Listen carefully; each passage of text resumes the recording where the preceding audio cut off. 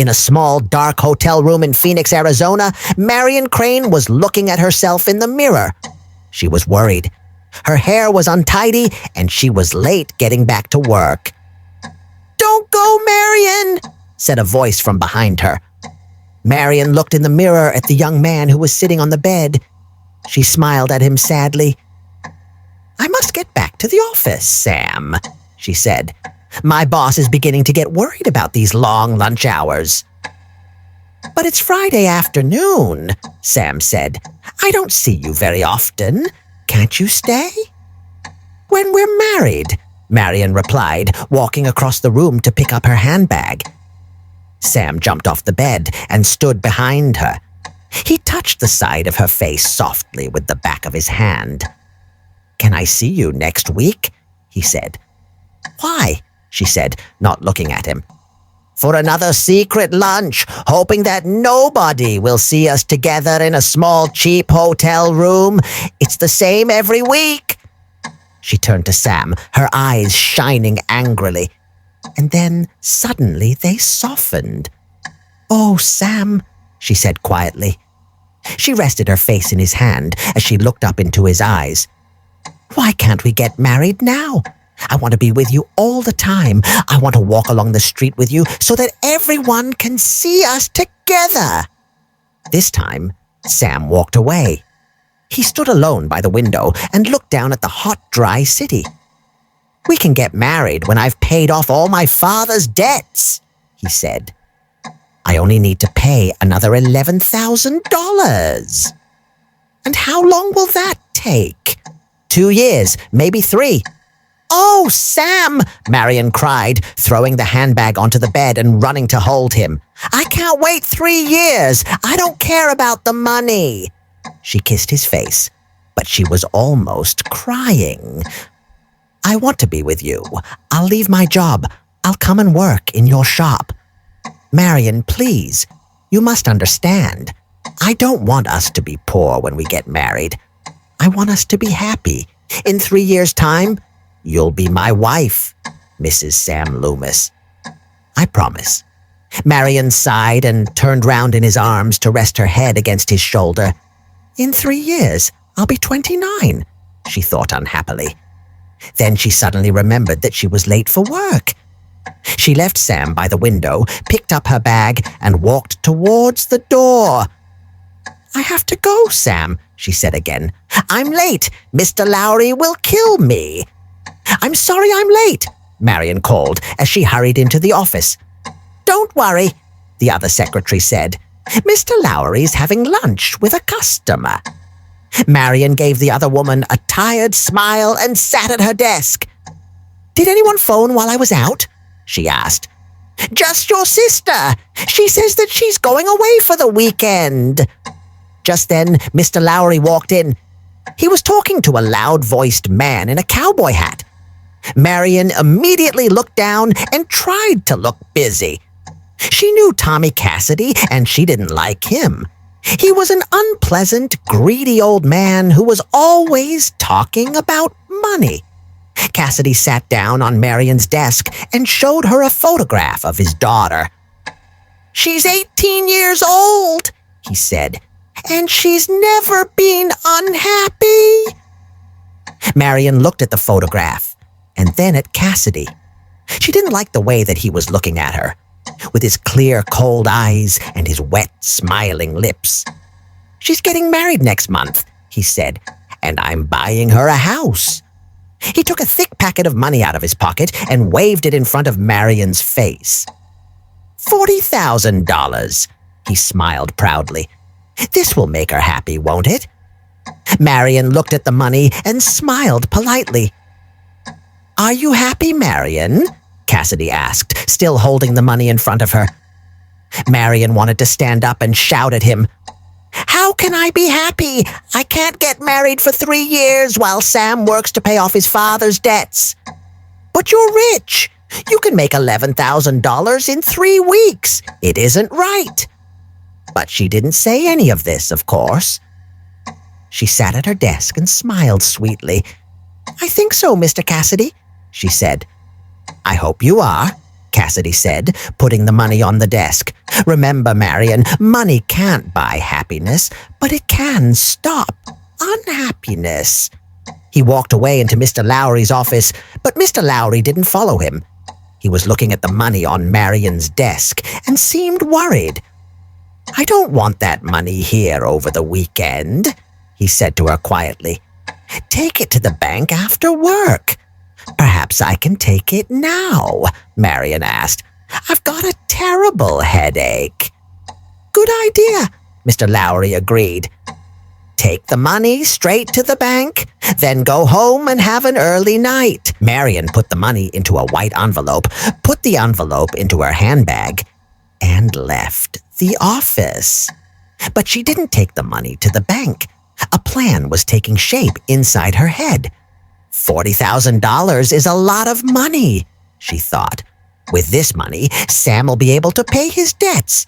Then we'll be able to get married. Pleased with this idea, Marion went straight home.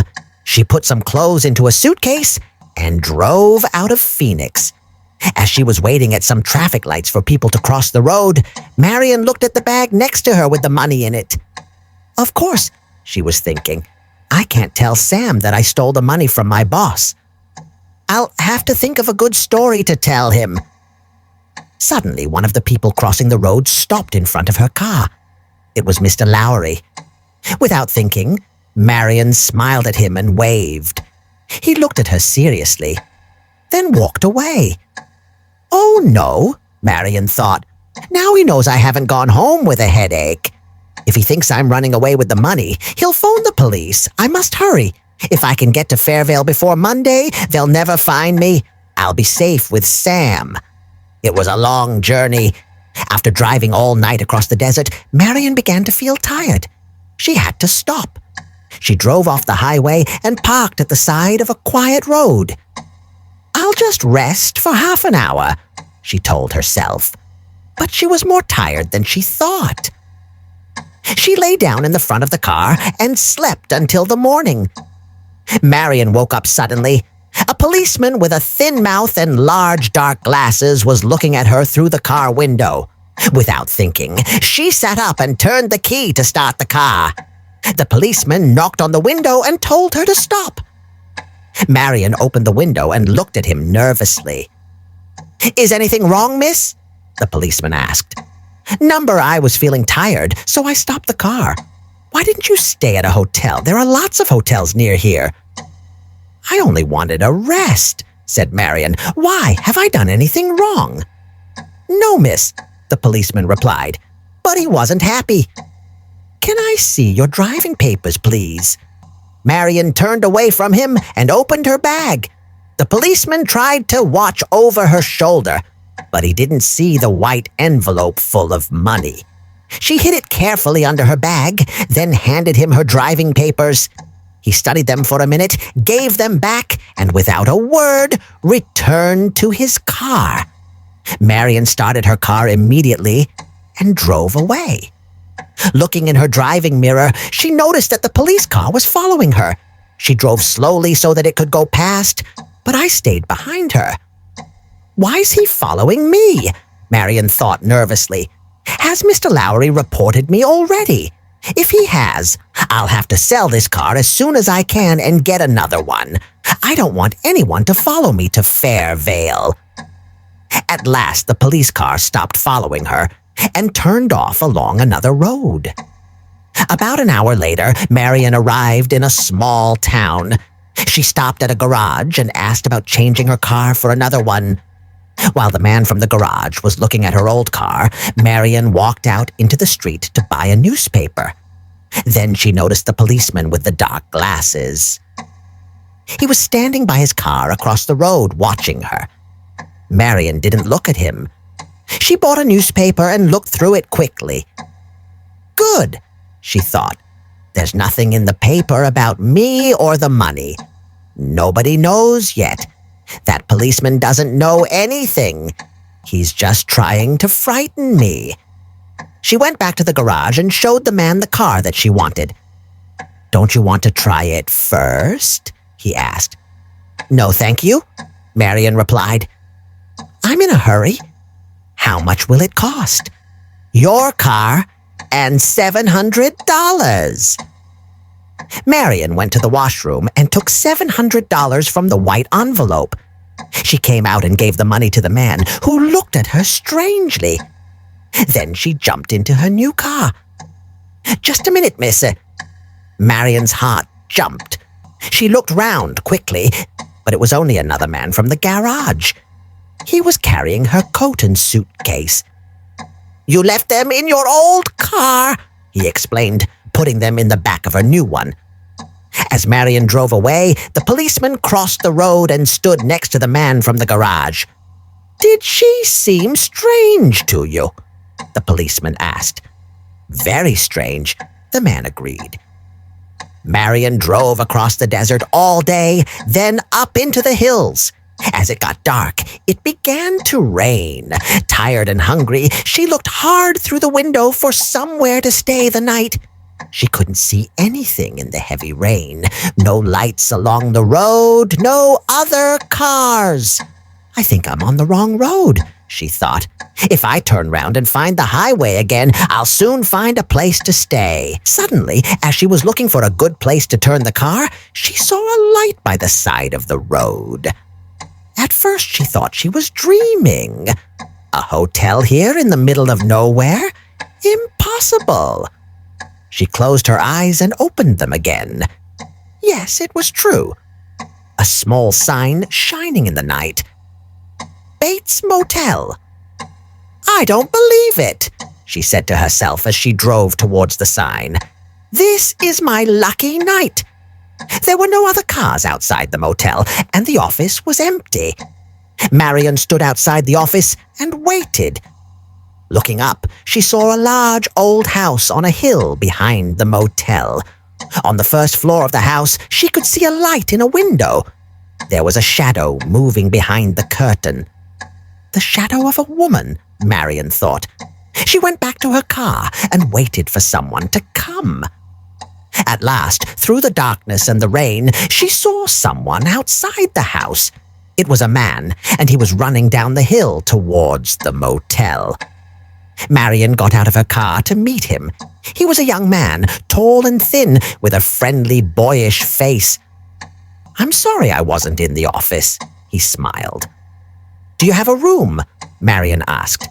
12 rooms, all of them empty," the young man laughed. "You're wet. Come into the office." Inside the office, the young man watched her carefully as she wrote her name in the visitor's book. Not her real name, but Marie Samuels. Then he thought for a second before choosing a key from the small cupboard behind the desk. "Room 1, he smiled. "It's next to this office." The young man carried Marion's suitcase from the car, and she followed him into her room. He turned on the light and opened the window.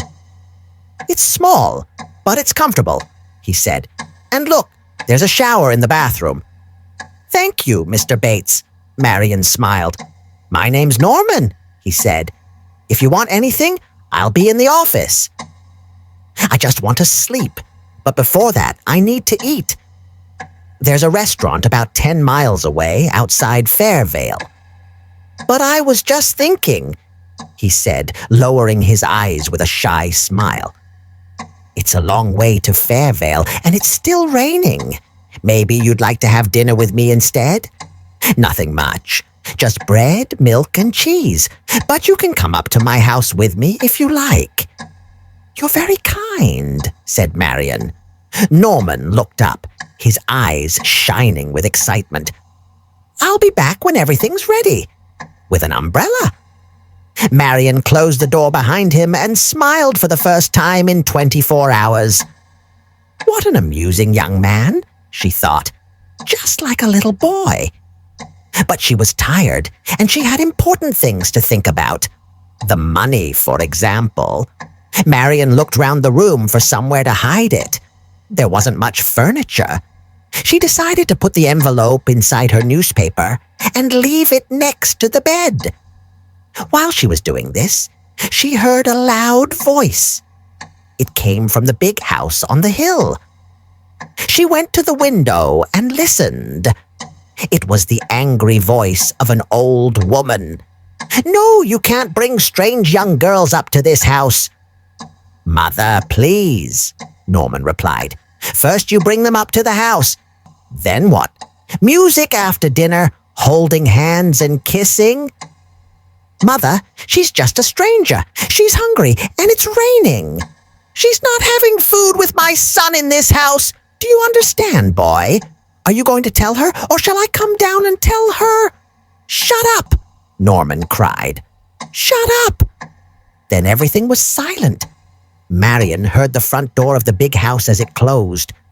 Moments later, she left her room and met Norman, who was standing nervously outside her door. "I made trouble for you. I'm sorry," Marion said. "Number, it's my mother, that's all. She isn't well today. I'm sorry, I can't take you to the house. I've taken the food into my office. Would you like to come in there?" Marion followed Norman into a small room behind his office. It was a strange room, full of old clocks and stuffed birds. Norman watched her quietly as she began to eat, then said, "You eat like a bird. Do you know a lot about birds?" "I don't know much about them. I just like stuffing them." "That's a strange thing to do," said Marion. "I enjoy it. Is your time so empty?" "Number, I'm very busy. I do everything in the office. I clean the rooms. I look after my mother. Have you got any friends?" Norman looked surprised at this question. A boy's best friend is his mother. Marion looked at her bread and cheese. She couldn't think of anything to say. The room was quiet, just the sound of the clocks.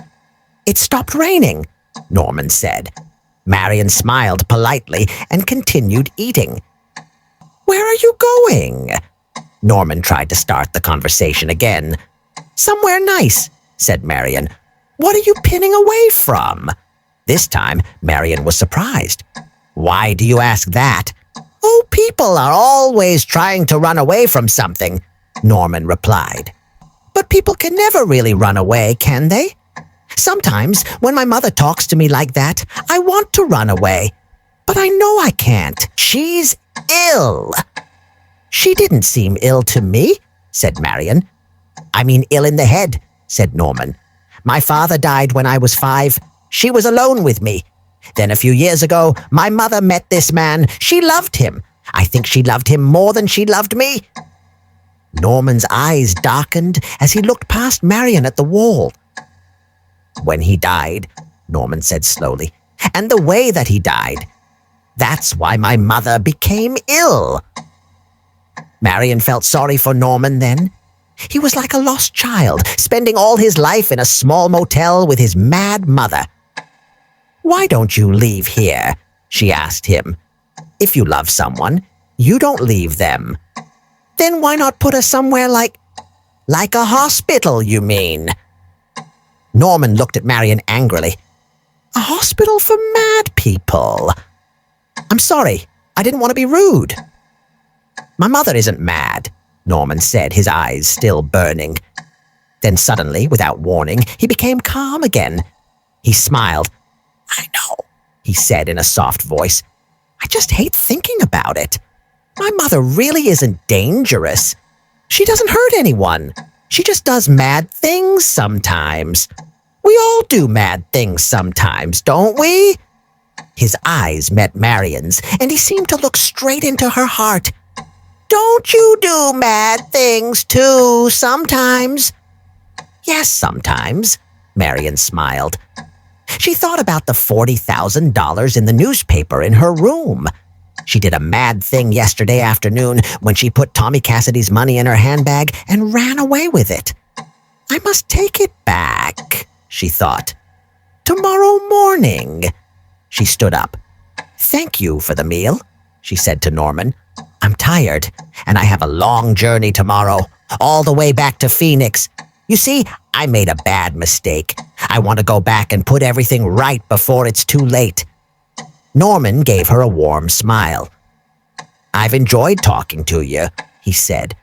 "I'll bring you breakfast in the morning." You'll have to be early, Marion said. I will, don't worry, Norman replied. Sleep well.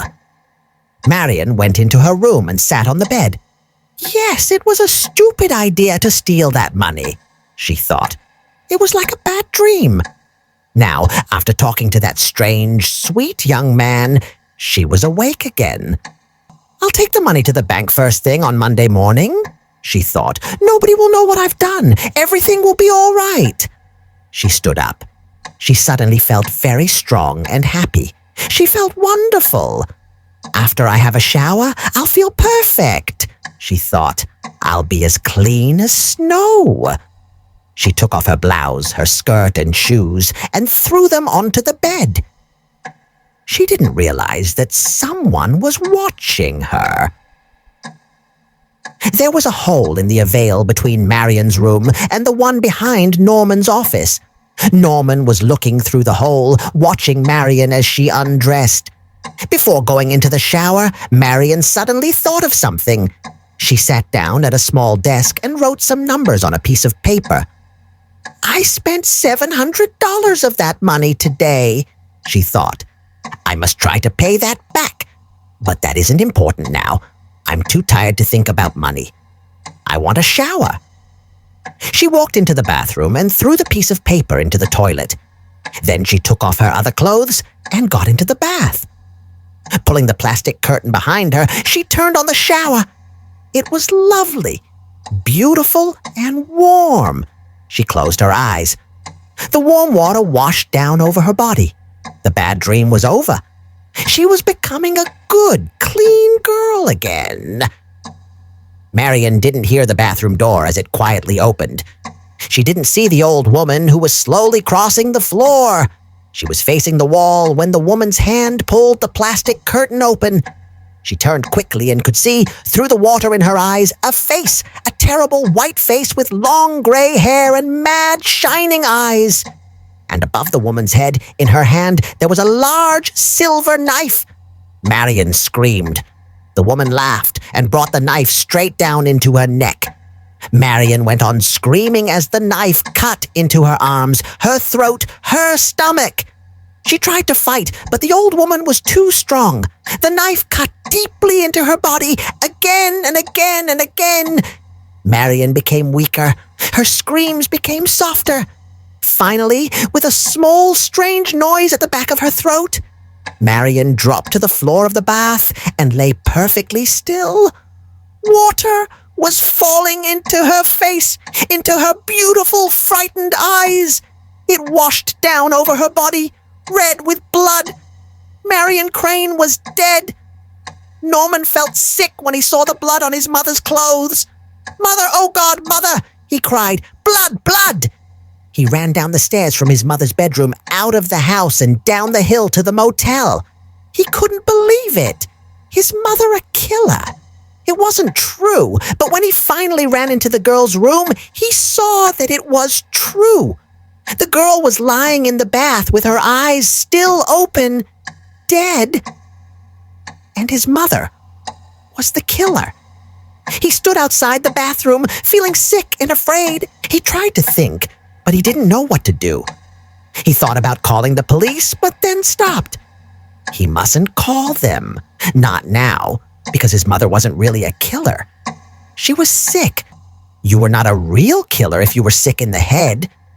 No, he must stop people from knowing. He had time. The girl was alone.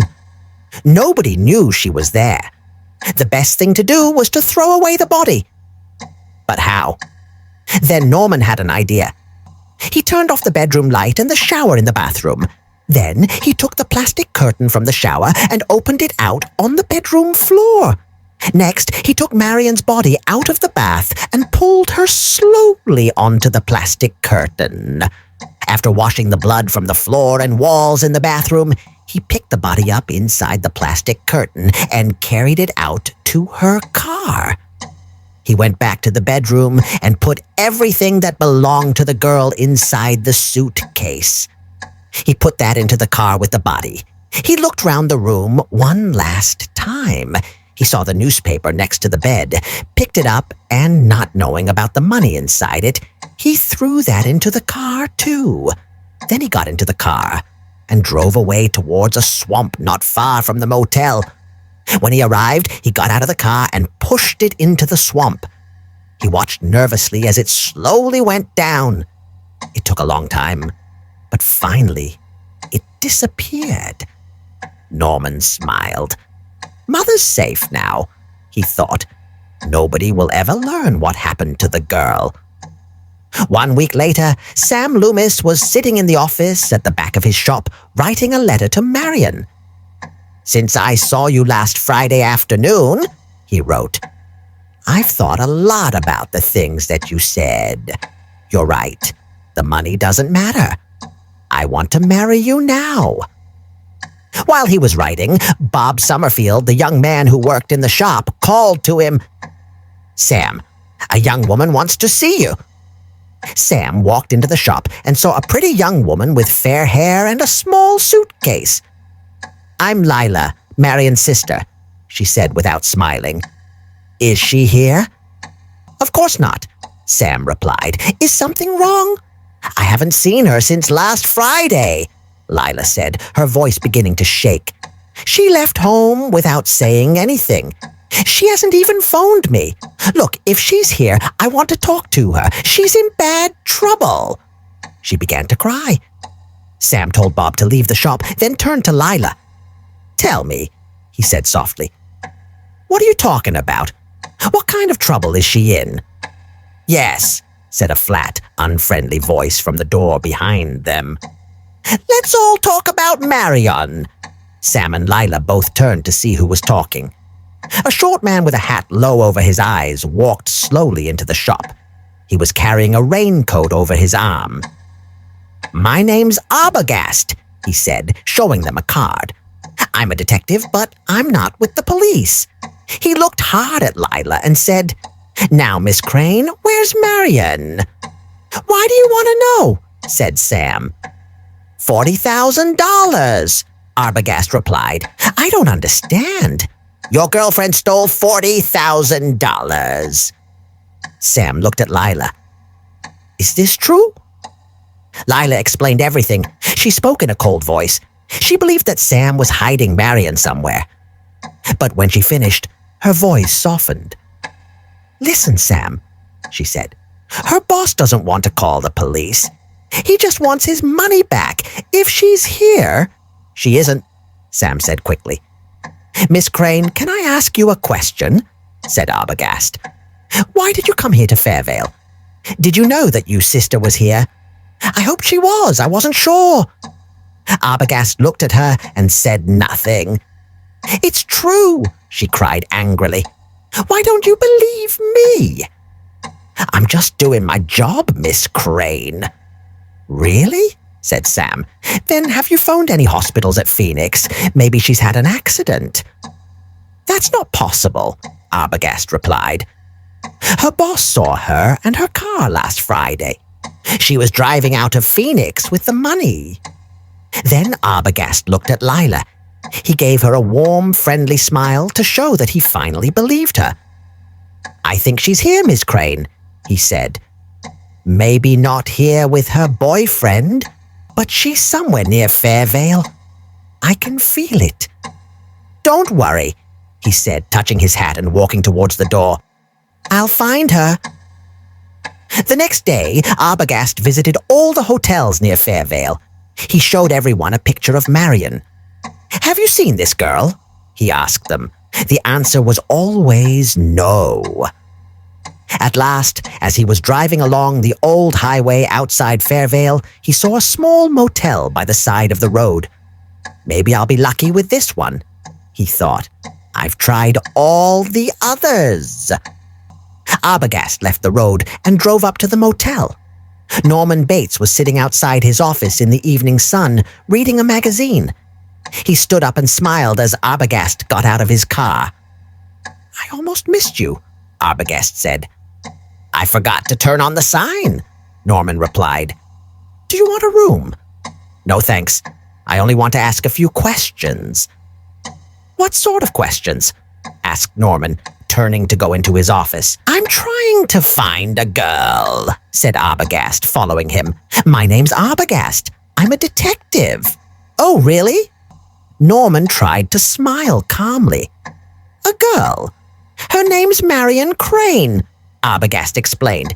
"She's from Phoenix. She disappeared last Friday and her family are very worried." He showed Norman the photograph.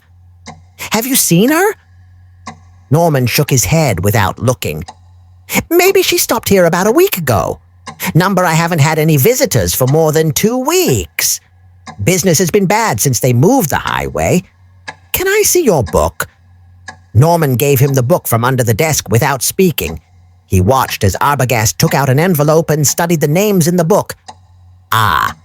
Arbogast's finger stopped at the name of Marie Samuels from Los Angeles. "You see, she was here last Saturday night. Look, the writing is the same as on this envelope."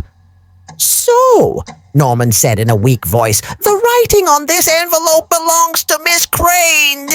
Norman opened his mouth to speak, but his mouth was dry and he couldn't think of the right words. Finally, he said, "It's difficult sometimes." Arbogast looked at Norman. "What's difficult?" "Remembering things." I know, Arbogast said softly, trying not to frighten him. "You know, I wasn't lying, mister. I just forgot about last week." "I understand." Arbogast's friendliness seemed to make Norman calmer.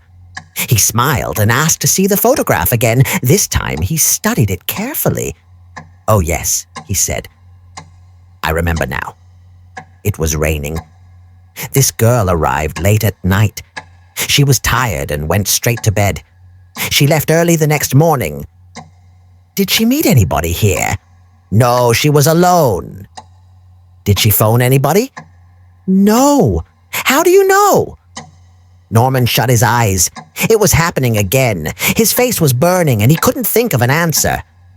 Finally, he said, "She was tired. She said she wanted to go straight to bed because she had a long journey the next morning, and now, Mr. Arbogast, I'm very busy. I have to go." "One more question, please," Arbogast said as Norman began to walk away. "Is she still here?" "No, she isn't. I told you before. If you don't believe me, I'll show you all the rooms." "No, that's all right," Arbogast smiled.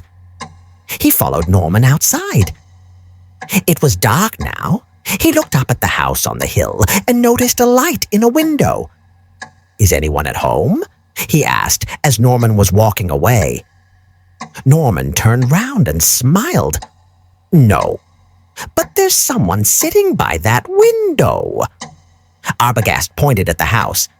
"Oh, that's my mother. She's ill." Arbogast looked hard at Norman for a moment, then said, "Did that girl offer you a lot of money?" "What do you mean? To hide her here, maybe?" "Look, mister, if you think I kidnapped her or something, I'm not saying that. But perhaps she offered you money and asked you not to tell anyone. Maybe she told you some stupid story." "Mr. Arbogast, I'm not stupid," Norman said. "No, of course you're not. But sometimes it's just too easy to believe a pretty girl."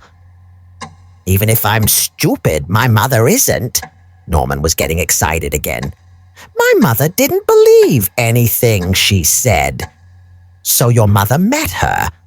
Arbogast looked surprised. "Can I meet your mother too? I'd like to talk to her." "No, you can't. I told you. She's sick." Arbogast wanted to talk to the mother, but there was something strong and icy about Norman now. He decided not to push him. "I'll come back later," he thought. "After I phoned the girl's sister and told her what I know." After phoning Lila with the news of his conversation with Norman Bates, Arbogast drove back to the motel. There was a light in the office, and the sign was now on, but he couldn't find Norman anywhere. Looking up at the old house, he could still see the old woman by the window. He could see her shadow behind the curtain. "I'll have to go and speak to her without her son's help," he thought.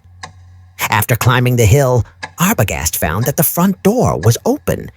He walked inside, took his hat off, and waited for a few seconds. Everything was quiet. He looked at the mirror, the flowers on the wallpaper, the old pictures on the wall. Feeling sure that the son was busy somewhere, he decided to go upstairs and talk to the mother alone. He walked up the stairs very slowly. He didn't want to make a noise, and if he was honest, he felt a little afraid. With its old furniture and silent rooms, this house was very strange. At the top of the stairs, Arbogast heard the sound of the bedroom door. He turned round and saw the old woman. She was running straight towards him with her long dress, white face, and cold, mad eyes. He was too surprised to move. He saw the large silver knife above her head, and he tried to lift his hands, but he was too late. The knife cut his face open from the top of his head, through his left eye, to the corner of his mouth. He fell back down the stairs and lay very still. He couldn't move his arms or legs, but he could lift his head. With his one good eye, he looked up the stairs. The old woman was flying down towards him, the silver knife in her hand, screaming like an animal. The last thing that he ever saw was the terrible white face above him as she brought the knife down straight into his heart. Sam and Lila sat in the room behind the shop, waiting for Arbogast to return. "It's over an hour," said Lila. "Why isn't he back yet?" "Maybe he found something important." Lila pushed back her chair and stood up. "He's more than an hour late. He hasn't even called.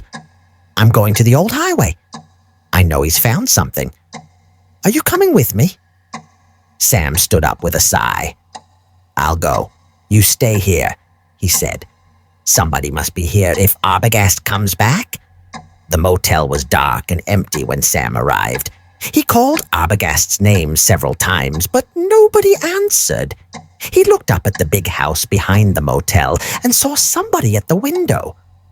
"I guess that's the mother," he thought. "The old woman that Arbogast wanted to speak to."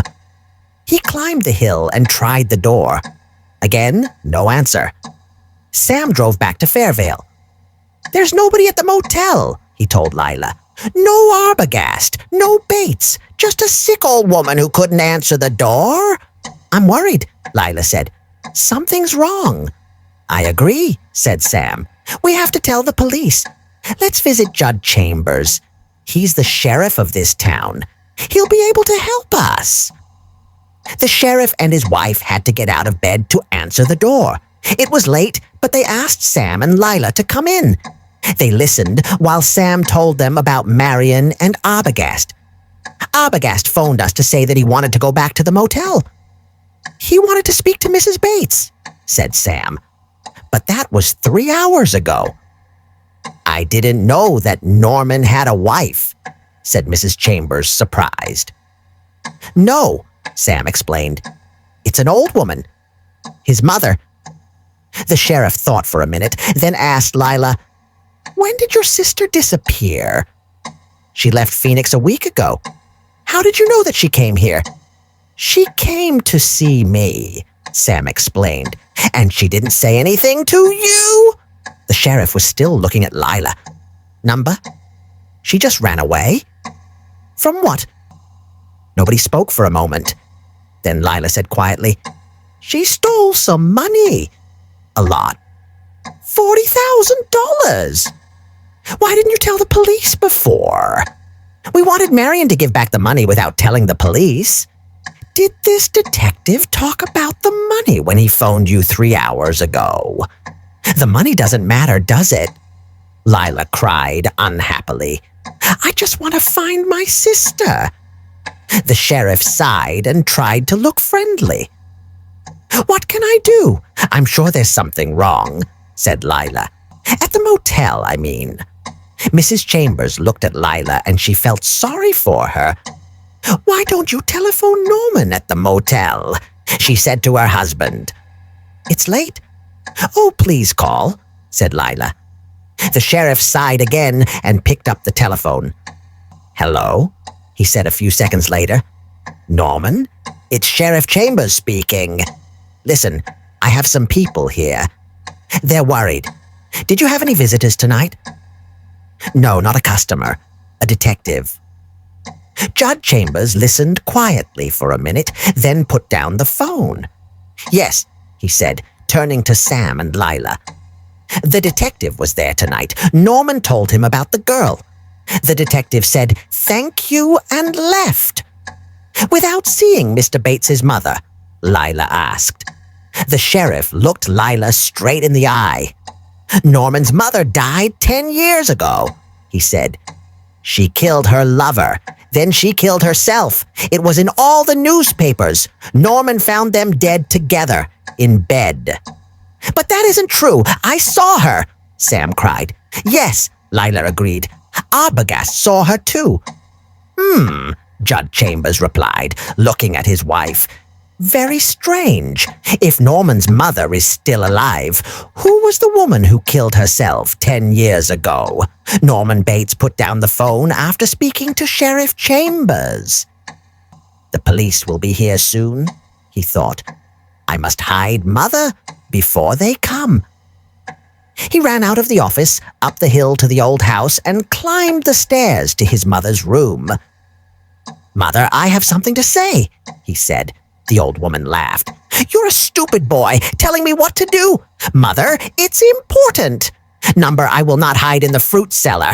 I'm staying here. This is my room, and no one will ever take me away.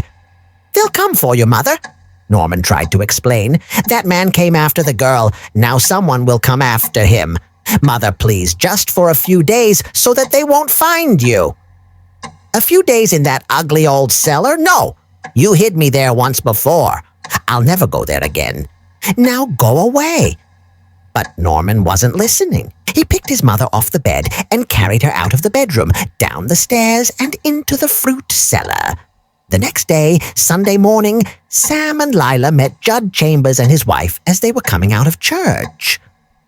Do you want to go to the motel with us? Lila asked. I went before breakfast, said the sheriff. What did Mr. Bates say about my sister? The same as he told your detective. I promise you, Miss Crane, Norman Bates is alone at the motel.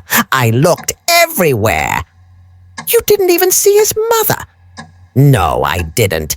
I'm sorry. If you want the police to help you, you'll have to make a report in the usual way. You can see me this afternoon if you like. I'll be happy to help you. Well, said Sam, after saying goodbye to the sheriff and his wife. Maybe I was dreaming and Arbogast was lying. Perhaps I saw a shadow on the curtain, that's all. You weren't dreaming and Arbogast wasn't lying, Lila told him. There's something wrong, and I'm going to the Bates Motel immediately. Come on. Sam and Lila drove quickly to the motel on the old highway. While Sam looked for Norman Bates in the office, Lila stayed outside. She was interested in the house on the hill. There was something dark and strange about it, even in the morning sunshine. Suddenly, she saw a tall, thin man at the top of the hill. He stood still at first, then he began to walk quickly down the hill towards her. Lila called to Sam, who ran out of the office. Norman Bates wasn't surprised to see the young man and woman outside his office. He walked down the hill towards them with his hands in his pockets. Do you want a room? He asked them pleasantly. Yes, please, said Sam. Then follow me. Norman smiled, walking past them into his office. Is room 10 okay? He asked, taking the key from the small cupboard on the wall behind the desk. I'd like to write my name in the book first, said Sam. Okay. Norman took the book from under the desk and gave it to Sam. While Sam was writing his name, Norman watched Lila. She was looking at the list of names in the book. I know who you are, Norman thought. You're looking for the man who came yesterday? Well, you can look. You won't find anything. I've hidden everything, and you'll never find my mother in the cellar. But I mustn't make any mistakes. I must be careful. He took the book and pen from Sam. Thank you. He smiled. Now I'll get your bags. We haven't got any. Okay, I'll show you to your room. Don't worry. said Sam, taking the key. "We'll find it." When Sam and Lila were alone in their room, Lila sat on the bed and began to cry. "I know something terrible has happened to Marion," she said, "seeing that old house on the hill, the way that man kept looking at us. I can feel it." "I agree," said Sam, "but we need to find something to show the police. Let's go and search room 1. That's the room that Arbogast said she stayed in, isn't it?" Sam and Lila opened the door and looked outside. They couldn't see anyone. Hoping that nobody was watching them, they hurried nervously back past the other rooms to room 1. They searched everywhere for some information about Marion. Something to show that Bates knew where the money was, perhaps. They found nothing in the bedroom, so they went into the bathroom. "That's interesting," Sam said. "No shower curtain." Suddenly, Lila noticed something. "Look," she said, picking a small piece of paper out of the toilet. It was wet, but she could still read something on it. "It's a number. 40,000. She looked at Sam. "This shows us that Marion was here." "We know that already," said Sam. "You don't understand. It shows us that Bates knew about the money." "Okay, I'll talk to him," Sam said, and walked towards the door. But Lila stopped him. "No," she said. "Let's talk to that old woman in the house. She told Arbogast something, and I want her to tell me the same thing. You find Bates and talk to him." "I'm going to talk to his mother." Sam wasn't happy about Lila's plan, but he agreed. Opening the door, he looked out. "It's clear," he said to Lila. "No one's watching. You can go." Sam quietly shut the door as Lila ran towards the hill. He found Bates in his office. "Are you looking for me?" Bates asked. "Yes," said Sam, standing in front of Bates so that he couldn't see Lila. "I'm bored. My wife's asleep and I wanted to talk to someone." "Good," Norman smiled. "Come in and shut the door." Lila climbed the hill to the old house and pushed the front door. It opened slowly. She walked inside and shut the door behind her. It was sunny outside, but inside the house it was strangely cold and dark. There was an unpleasant smell of dry wood and old furniture. "I mustn't be afraid," Lila thought. "I must find the old woman. She can tell me about Marion. Maybe I'll even find my sister here." So, thinking about her sister, Lila bravely began to move towards the stairs. "You don't talk very much, do you?" Sam said to Bates in the motel office. Bates, with his hands in his pockets and his back against the wall, laughed nervously. "I thought that people who lived alone enjoyed talking. You're alone, aren't you?" "Yes." "I hate being alone," said Sam. "When I'm alone, I go mad." Norman stopped smiling. "Why do you say that?" "I think that people who live alone go mad," Sam answered, feeling quietly pleased. The smooth young man with the boyish smile was beginning to look uncomfortable. "Don't you agree?" Norman's face went red. Lila arrived at the top of the stairs and knocked on the bedroom door. "Mrs. Bates's?" she called softly.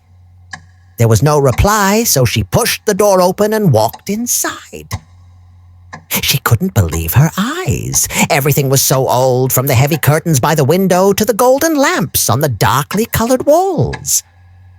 She walked across the room nervously towards the large cupboard with a mirror on the door. Opening the door, she saw a line of long, flowery dresses, the kind of dresses that women wore 50 years ago. Lila closed the cupboard and looked round the room. Her eyes rested on a small table near the bed. She looked at the small glass cats, the silver soap dishes, the old photographs of children. Or were they different photographs of the same child? Everything was very old, but there was something even more unusual than this. Everything was so tidy. This was very strange. If this is the mother's bedroom, Lila thought. Why doesn't she touch anything? The only thing that she seems to use is the bed. I can see from the bedclothes that she was here a short time ago. So she's here somewhere. But where? I don't think you're happy here, Sam told Bates. Why don't you sell this place and leave? This place is my world, Bates said. I grew up in that house. I was a happy child. My mother and I were very happy. Lila looked inside another room. It was a small room with an untidy bed and lots of books and children's things on the floor. Norman's room, she thought, picking up some of the books. They were about the mysteries of life and strange illnesses. Looking at the unusual books and the children's playthings on the floor, Lila thought that she was beginning to understand something about Norman. He's a little boy who loves his mother, she thought, an intelligent boy who has never grown up. You look nervous, Sam told Bates. Have I frightened you? What are you talking about? I've said something about your mother, and you look afraid. How are you going to do it? Do what? Buy a new motel. You won't have to hide your mother if you go to another town. Norman's eyes became cold and narrow. He hated this man and wanted him to go. Where will you get the money? Sam continued. Or do you already have the money? $40,000 perhaps. Bates walked into the room behind the office, and Sam followed him. Your mother knows about the money, doesn't she? Sam said. She knows what you did to get it, and I think she'll tell us. Bates turned round, his eyes burning, his heart racing. I know why you're here, he shouted. Where's that girl who came here with you? Sam said nothing. He turned away and began to walk out of the door. This was a mistake. Bates ran up behind him and hit him hard on the head with a metal box. Sam fell to the floor, and Bates ran out of the office as quickly as he could. I must find that girl before she finds Mother, he thought as he ran up the hill towards the old house. When Lila came back down to the bottom of the stairs, she looked through the window by the front door and saw Bates. He was running up the hill towards the house. She had no time to ask herself about Sam. She had to hide. As Lila ran towards the kitchen, she heard Bates at the front door. Suddenly, she noticed some stairs. They seemed to go down towards some kind of cellar. Without thinking, she ran onto the top stair and waited. Bates stood still for a second. He couldn't see Lila, but he knew she was in the house. Probably upstairs, looking for his mother. Lila stood up when she heard Bates upstairs in his mother's room. Now she could escape and find Sam, but she couldn't stop looking at the cellar door below her. Maybe the mother was down there? Perhaps Marion and Arbogast were prisoners down there. She had to go down to learn the secrets that were hiding behind that door. It was dark inside the cellar, and there was a strange smell of dead animals and oil. She stood still for a few seconds. Then she thought she could see a light on the opposite side of the room. It was coming from underneath the door.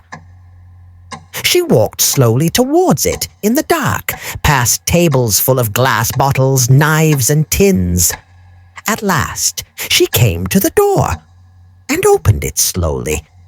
It was a small room with one light in the ceiling. In the middle of the room, there was a wooden chair facing the opposite wall, and on the chair, there was a woman. Lila looked at the back of her head. She seemed to be asleep. Mrs. Bates, Lila said quietly. She didn't want to frighten her. Mrs. Bates, she said again, moving slowly towards her. The woman didn't answer. Lila touched her shoulder. Lila turned the woman's chair round and looked down at her face. The first thing that she saw was the woman's teeth. They were large and yellow. And then Lila realized that the old woman had no eyes. She was looking down at the dry brown face of a dead woman. Lila screamed. She turned to run away but stopped. There was a tall, shadowy shape by the door. The shadow had long gray hair and wore a flowery dress. As it moved into the light, Lila could see the face, a white face with a terrible smile and mad, shining eyes. Then she saw the knife. She wanted to scream again, but her mouth was dry and she felt too weak. She moved back as the mad old woman ran towards her, laughing wildly, the silver knife in her hand, ready. Then another person ran into the room and jumped on the mad woman from behind. Sam! He put one arm round the woman's neck, and with his other hand, he held her wrist, fighting for the knife. The woman fought hard, screaming wildly, but Sam was too strong for her. Lila watched them as they fought, and then something unbelievable happened. As Sam pulled the old woman to the floor, the long gray hair slowly fell to one side of her head. Lila suddenly realized that the face wasn't the face of a woman. It was Norman Bates, and he was screaming like a woman. Lila pressed herself against the wall. She felt sick, and Norman Bates's mother, a dead woman with no eyes, watched with a wide smile on her brown face. She seemed to be laughing at her son as he lay screaming on the cold stone floor. Sometime later, Sam and Lila sat with Judge Chambers in his office. The room was full of people, all of whom were listening to a man who was talking to them about Norman. "I got all the story," Dr. Steiner said, "but not from Norman. I heard it from his mother." "I don't understand," said the sheriff. "I know it's difficult, but I'll try to explain," Dr. Steiner replied. "You see, there is no Norman Bates. Not now. There never was one Norman Bates. He was half Norman, half his mother. Now he's all his mother. He'll probably never be Norman again." "Did he kill my sister?" Lila wanted to know. The doctor looked at her sadly. "Yes, I'm sorry. He killed Arbogast, too. If we look in that swamp near the motel, I think we'll find both of them. We'll probably find other dead people, too. Pretty young women, just like your sister."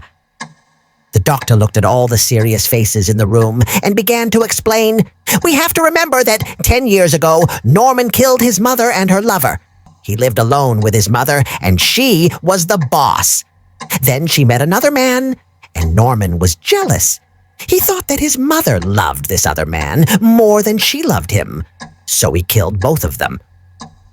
A short time later, he went out one night, dug his dead mother out of the ground, brought her back to the house, and hid her in the cellar. He looked after her like one of his stuffed birds. But keeping his mother's dead body was not enough. Norman soon began to think like his mother, to talk like his mother, to be his mother. She became half of him. Sometimes he was Norman, sometimes he was his mother, and sometimes he was both at the same time. He had to talk to himself. He was never all Norman, but he was sometimes all mother. When he liked a girl, the mother side of his head became angry. His mother was jealous of him because he was jealous of her when she had a lover. Dr. Steiner turned to Lila. "When he met your sister, he thought she was beautiful. He wanted her. That was a problem for the mother side of him. There was a fight inside his head between the two of them, but his mother won because she was stronger.